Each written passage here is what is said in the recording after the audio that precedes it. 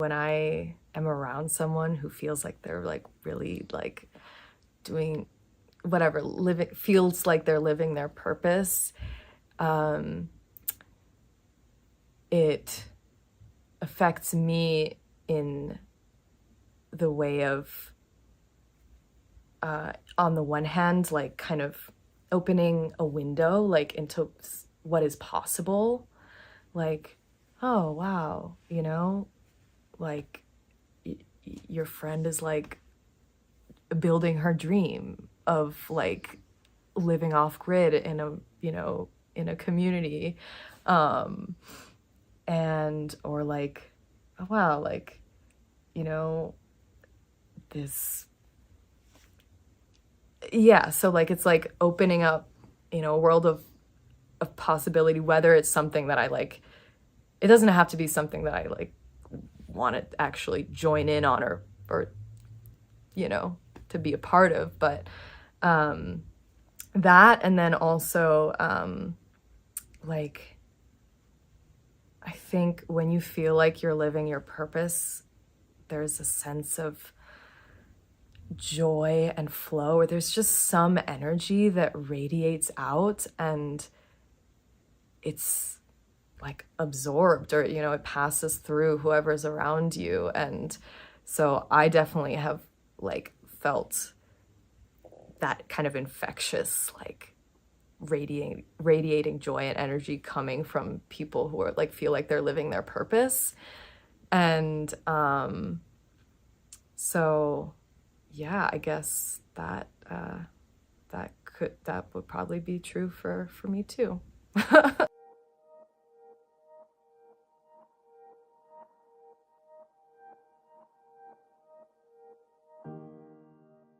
My name is Zenka Caro. I'm founder of Lightnet, and my passion and purpose is to make the impossible possible.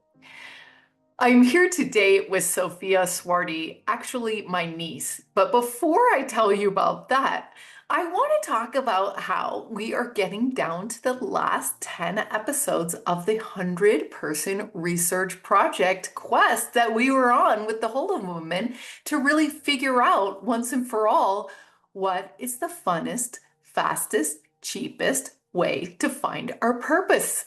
Because it's so fun once you do. It's this moment, it's this before and after. And it's really quite a process in doing it. We feel so proud to have put together this many episodes and this much research in terms of looking at the core patterns that underline this incredible human process. We are about to start the next 100 episodes, and it's going to be very interesting. I'm not going to tell you everything that's going to happen yet. We are going to be talking about it at Lisbon, at the Portugal Wave, right? This is where Holomovement gets all its favorite people together for a big party, conference, TED Talks, music, dinners, walks on the beach. It's absolutely inspiring to be with this many interesting geniuses that are researching consciousness, making music about all the things that could be. This is really the Renaissance. This is ground zero. And in fact, if you listen to Sofia's episode, they say that it all starts, the Fifth Kingdom all starts in Portugal. So I hope to see you at the end of May. Today's guest is Sofia Suardi. Like I said, she's my sister's eldest daughter of 5. And she, like me, also really likes to look at life and question things and almost question everything. And I think when I was in Colombia, I realized that the original tribes would tell us that all the animals had a role to play. And I guess that's the way it works. We're not all supposed to be teachers or monks or truck drivers. Like, there's all these different things that come into play. And I think living our unique pattern is so important. Sofia had a spiritual awakening or consciousness awakening when she was 16. And since then, she's really been looking at how this all works. And her latest conclusion is that we're here just to be. And again, that's what the Colombian original tribes told us. Be yourself, be happy, and just be you. Like, be nature. You are nature. So there's no need for so much pressure. Just allow it to flow. Check it out. I discovered my purpose to be. It feels like it started around when I was 14, so 8th grade. I began to feel like there was something missing in my life. Like, I seemingly had everything, a loving family, great health. You know, I just happened to be of the constitution to do well in school, but my life kind of felt a bit like flat, and I began to wonder if I had ever known true happiness, and if I loved myself, if I knew myself. And so thus began a period of a lot of questions and reflecting, both internally and externally. So I was also asking, like, what makes a person a good person or a bad person, and where do these ideas good and evil come from, and like what is this all, like what is reality, what's real, what's not. And kind of made me realize that maybe there is no difference, maybe it's all just however you perceive it. And it's just getting to that point where you believe that, and if you believe that, then it is reality. Whatever you believe is reality. Most people, like me, like I used to think, are very kind of sort of goal-oriented and thing-oriented and sort of oriented on the outside world and on that reality. Do I really want to go to an Ivy League school? Is that going to make me happy? Or is it just, the idea of it and what society wants of me? So I think having peace with yourself helps you sort of judge your life more clearly and evaluate your motives and your path better. I didn't really come to like a solid answer. It kind of felt like I fell through a black hole in a way of like both nothingness and everythingness at the same time. And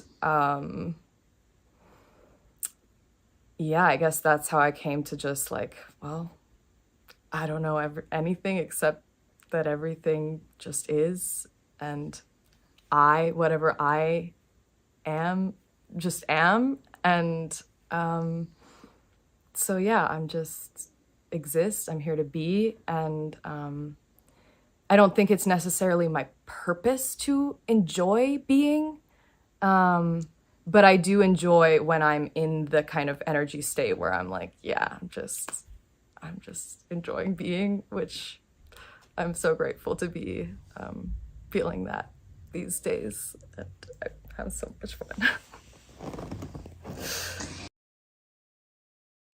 I love to dance. That's like my favorite, probably my favorite thing to do. And actually, my favorite way of like anchoring me into the moment, kind of like a moving meditation. So using, rather than like sometimes I use my breath as an anchor even when I'm dancing, but like using the sounds, the beat, the physical sensations to, when I notice myself kind of like not feeling those things as much, or just like kind of thinking in a thought process, then I have the physical, like I love when like there's like a really powerful speaker and I can just feel the bass and I'm like, okay, that, and it's also like I I guess this connects to the other question of like what attracts me to the beingness. I love like daydreaming and letting my mind wander. And so, you know, even if I'm meditating, you know, in quotes, like whether it's sitting or dancing or whatever, I sometimes I'm putting more effort and energy into bringing focus and awareness, like, you know, the way you think of meditation being typically, but I'm often not really like forcing it so much. So I just like, I'm totally like, well, I don't know if I could say I'm totally okay with like, you know, the mind wandering and like, you know, when I feel kind of like whatever in my head when I'm dancing. But I do like, I really just, yeah, I appreciate that state a lot, like both the mind wandering and the like feeling like, oh, I'm really noticing what I'm thinking, what I'm feeling. And I do want to add, like, this is something that I've thought about. I wonder, like, if it takes me like a while to fall asleep often, like maybe an hour, 2 hours, even 3 hours is not unusual. And so I'm in this kind of like almost dreamlike, like day into night dreaming state for like, you know, that chunk of my day. And although it can be annoying at times when I'm really tired and I just want to sleep, like I also like, it's like, yeah, it's like one of my favorite states to be in. I guess just one thing that pops into mind is like that I enjoy daydreaming about is this beautiful time that I had at a club in Berlin. And yeah, it was like maybe the best day of my life. So that is something that I enjoy daydreaming about. I just felt so in flow, and I like met someone that I felt probably more connected to than I ever have anyone else before. And I, you know, usually when I go dancing, I would say like, I don't know about a majority of the time, but my eyes are often closed. I'm like in my own world. I'm not interacting with anyone really that much. And so it was unexpected, and it was really fun. It felt really good.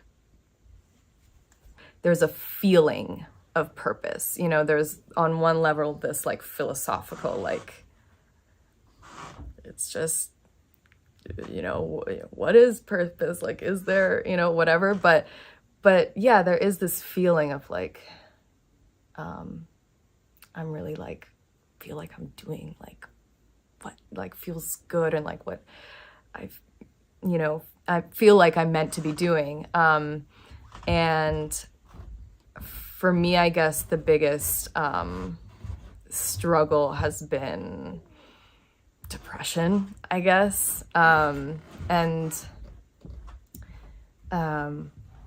I don't, I like to use like seasonal terms for, you know, my different energy states. So like, I went through about a 5-year winter, soon after my very existential, like period when I was about 15.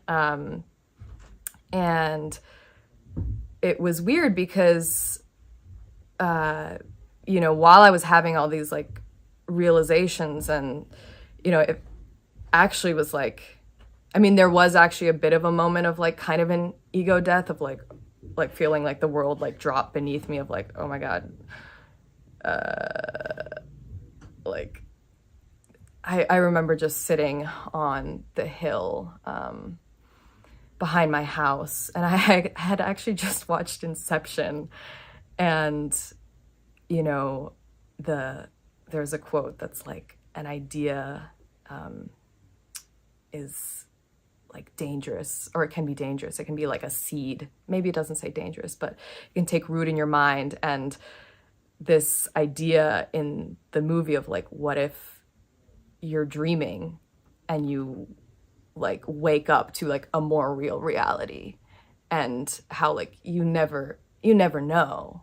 And I was just kind of sitting there like looking at, you know, my hometown of DC, and like it was almost like the meaning was like drained out of everything. I was like, what it, like, you know, like, anyway, so there was that kind of moment of like feeling kind of like gross and scared about everything. Like, what if, you know, nothing means everything, and nothing means anything, and I don't know what anything is or whatever. But then it led to rebirth, and I was like, just like literally doing whatever I felt like doing. I felt like I was seeing the world through new eyes, because it was like, oh, well, if nothing, you know, if I don't know anything, then all there is this, and that's beautiful. Like, all there is this moment. So I had that like beautiful, like creative, high energy period. But then as high school went on, I started to lose interest in everything that I once loved doing, like photography, fashion, singing. I just like, yeah, I didn't really feel like doing anything, and I was confused. I was like, I don't know. I like, to this day, I don't know what the cause of the long depression was, or, you know, I think it's probably a combination of multiple things. Maybe the existential stuff did something. Maybe having birth control, like hormonal birth control inserted into my arm, was doing something.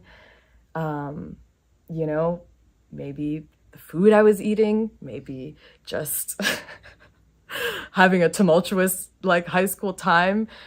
But I think like I guess the scariest feeling for me, because I've been so blessed in life. Like, I really have not has not felt like I've had a lot of like pain and struggle put upon me. I have been given so many gifts. And so in a way, it's kind of like there has been I guess a feeling of guilt of like, what am I doing with these gifts, especially when I'm in a low energy period.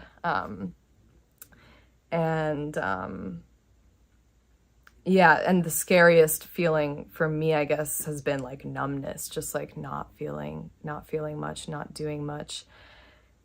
And I did end up like, there did end up being a spring, and a summer, and then this year there was like another like shorter winter, and now I'm like maybe back in summer again. But yeah, I think like when I'm in like a low energy state, like I feel like a completely different person. Like, I would not have this like light in my eyes, and I would not, like, I just have no motivation to do anything. I think I even through that, like, I had a sense that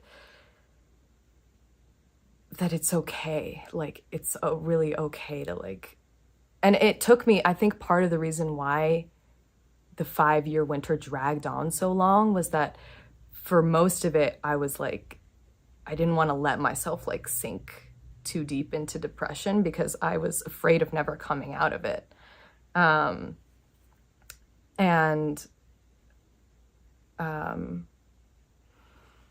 When I finally did, and like I had the privilege of, you know, being able to quit my job, like serving, and just like do basically nothing in my grandpa's apartment in Milan, other than like be in my room and like scrolling and crying like all day. But yeah, I had this sense that like I needed to let myself go all the way in, like really feel the depression in order to let the cycle finish and be like ready to feel something different. And I did that this time as well. Like I did my own little darkness retreat in my room where I completely blacked out everything. So it was pitch black, and I stayed in there for 3 days and just reflected on the kind of chaotic, evil summer that I had. And yeah, like I sensed that I needed to forgive myself for just like on a deep level for some things, like forgive my inner child in order to feel like I could move on and like apologize. And yeah, I'm so grateful to be like feeling like I'm on the path to like doing things that feel like purpose, you know? The spring was, I'd like to describe it as like a slow defrosting from a long winter. And like, I literally, like, and I'm having this urge to like, I don't know, qualify or whatever you call it, when you're like, oh, you know, I haven't experienced like the worst kind of pain. But in the winter, I really didn't know if I would ever experience the feeling of excitement ever again, or like, I felt like I could be kind of content, but just, I thought maybe that I had traded passion for peace. And so the spring was feeling the feeling of excitement for the first time in years.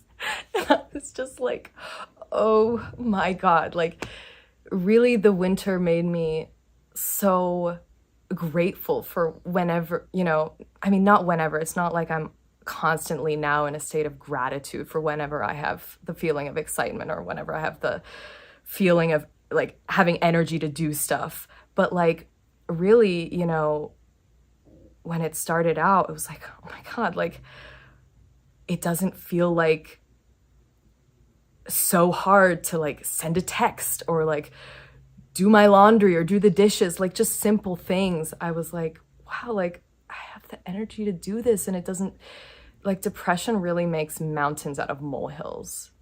Like a lot of my crying would just be like, oh my God, like I'm supposed to like text someone and like, I just like really, I really don't want to do that, you know, like, and it just feels so stupid when it's happening.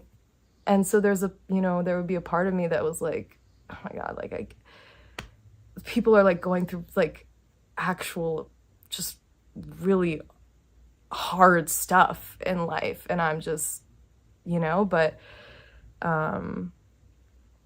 everybody has their own pain and our own, like that my flavor of pain then allowed me to appreciate the flavor of pleasure so much more. And so that, yeah, spring was like beginning to feel those things again and beginning to feel kind of like little spurts of like creative energy that I was like, I didn't know if I would ever like feel like taking pictures again, or, you know, feel like I began to like develop a new sense of style and feel connected to what I was wearing and feel like I could connect with people more, because like the way I am now, like speaking with you, and like I've just been thinking these days, like I'm so grateful for feeling curious and like having the kind of like energy to ask questions. And I've just been like learning so many cool things about everyone that I've like been with here. And that is like, I feel like that's kind of like the feeling of summer. It was like high energy, like exploration and expansion, and yeah. Yes, so when I say here, and you know, the people that I've been talking to and the experiences that I've been having here that I've been enjoying, I'm in Sedona speaking with you, and I flew out because you told me about a friend of yours who's building an off-grid community a couple hours away, and it's something that I've been curious about and feeling drawn to for a while, is exploring more primal ways of living, is how I like to describe it. And I'm just recently feeling like ready to like actually try it. And I spent a little over a weekend there, helping out mainly with the cooking for the crew that's building these beautiful domes and arches in this like desert landscape full of juniper trees and beautiful hills, and like it just felt like this whole experience of being here in Sedona and out there has felt, as I described to my friend, both magical and natural at the same time. Like it just has felt so good. And yeah. I mean, maybe it started like even back when I was first having these kind of existential questions of like, well, why do I feel like there's something missing, or there's something flat and empty about my life, even though I have everything, like I have all the comforts of the modern world, and you know, I have, like it feels like I have everything. Why do I feel kind of empty? And that got me thinking a bit about the way that the modern life, and the way that, you know, at least, you know, my life was, because not everybody in the modern world like has all the amenities and comforts and everything, but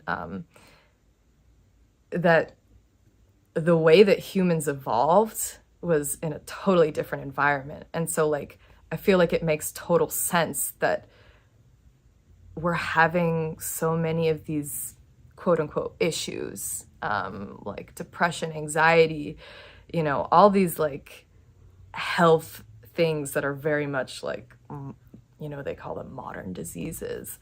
And so I think I've been thinking about that for a while, both in the, through the lens of like what kind of feels like, feeling like a bit repulsed by the modern way of life and doing things because of these you know, elements, but also feeling this like attraction to like just living more like an early human, which kind of feels just like you would feel more natural. And when I was in my, like some of my most depressed kind of gray years, when I had a brief stint in college,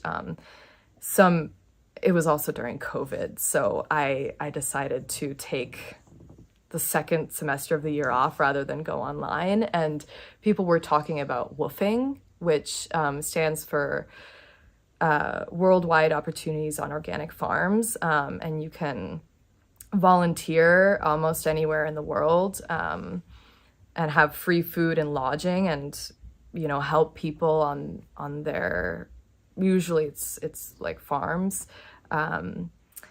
And so that was kind of my first like, oh yeah, like maybe I mean, basically I was in the state of wondering, like, what does a person do who doesn't want to do anything?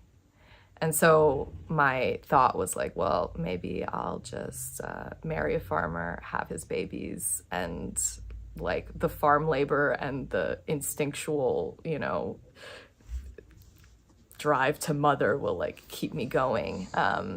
And while I was woofing, like I really enjoyed it actually. And I do think that it mitigated a lot of the depressive symptoms because I was just in this like, you know, wake up, like the farmer's like, okay, here's the plan, you know, a lot of it's just weeding. And I realized like, I like menial labor. Like you know, I also love like thinking and, you know, being in the very heady, abstract world. But I think that for me, it feels best to have it balanced out by like earthiness. So like while I'm weeding, like my mind is wandering. And so, yeah. What advice do I have for people who haven't found their purpose?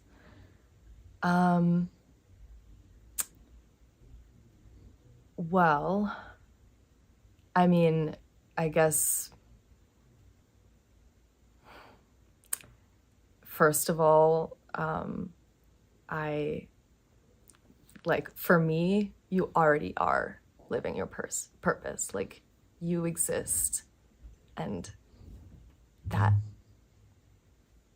like, that's, I don't want to say, like, that's all, you know? But, like,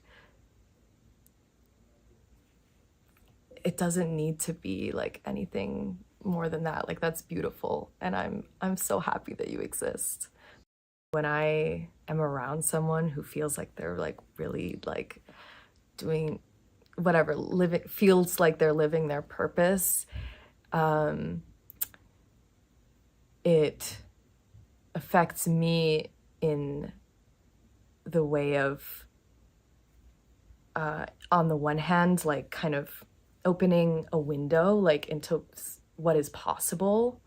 Like, oh wow, you know, like your friend is like building her dream of like living off grid in a, you know, in a community, and or like, oh wow, like, you know, this, yeah, so like it's like opening up, you know, a world of possibility, whether it's something that I like, it doesn't have to be something that I like want to actually join in on or you know, to be a part of, but that, and then also like I think when you feel like you're living your purpose, there's a sense of joy and flow, or there's just some energy that radiates out, and it's like absorbed, or you know, it passes through whoever's around you. And so I definitely have like felt that kind of infectious like radiating joy and energy coming from people who are like feel like they're living their purpose. And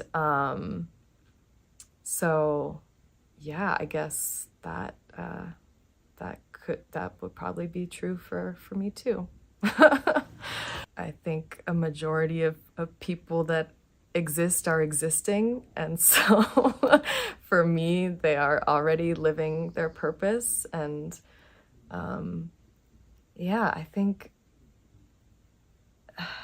like I feel like there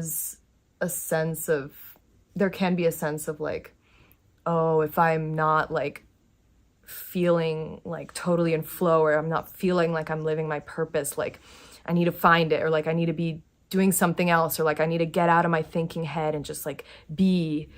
But for me, I like to just tune into whatever is. So that includes the like, oh yeah, like what does it feel like to feel like I'm out of flow? Like what does it feel like to feel like I'm, you know, maybe like trying to be someone that I don't actually feel like, and to be curious about that experience. And like, you know, this is kind of like in the vein of meditation, like to notice with a neutral curiosity or a sense of non-judgment whatever it is that you're experiencing, or that I'm experiencing. And I think kind of like, ironically is not the right word, but like, funnily enough, when you tune into and allow yourself to feel and notice, when you're not feeling like you're living your purpose, and just like feel what that feels like, just as kind of like neutral sensations. Like you can even think of thoughts as sensations, like thought sensations, you know, audio sensations, visual sensations. You can think of it however you want. It doesn't have to be sensations, but I just enjoy that. When you tune into whatever is there, like I feel like in my experience, it tends to lead into this feeling of like beingness. And again, I don't like, beingness is everything, but there is kind of like, for me, times when I feel more like, yeah, just like in flow and in beingness, and in feeling like one with my purpose and everything. So yeah, I don't know what the world would look like if everybody were like doing that, but that's like asking what the world would look like if everyone were me. And I think that everyone's purpose is just to be doing exactly what they're doing, what they're being. And yeah, I think it's beautiful. It can be ugly. It can be pleasurable, painful. It all just is. Like, you can kind of manifest anything you want. And like, on a logical, philosophical level, I knew that was possible, because I know that everything and anything is possible, and is at the same time. But on an emotional level, it hadn't resonated with me until recently. But yeah, it's an exciting place to be.